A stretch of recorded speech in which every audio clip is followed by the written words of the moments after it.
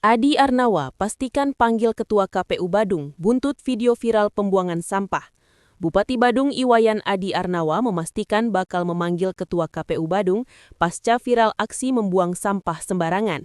Hal ini dilakukan untuk mengetahui maksud dari oknum yang diduga anggota dari Badan Penyelenggara Pemilu tersebut. Hal ini diungkapkan Adi Arnawa pasca mengunjungi lansia di Kelurahan Kerobokan Kaja, Kuta Utara, Jumat 19 Desember. Menurutnya, pemanggilan ini adalah hal yang penting untuk dilakukan, terlebih saat ini seluruh pihak sedang gencar menangani permasalahan sampah. Pihaknya mengaku pemanggilan ini akan dilakukan untuk mengetahui alasan membuang sampah ke saluran air. Ia pun mengingatkan, sebagai lembaga pemerintah sejatinya harus memberikan contoh yang baik.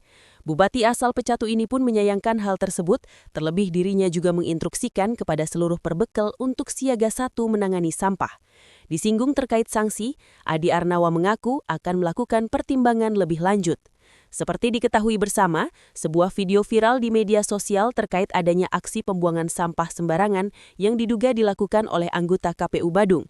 Dalam video terlihat 3 orang menggunakan jas hujan membuang beberapa kantong ke saluran drainase.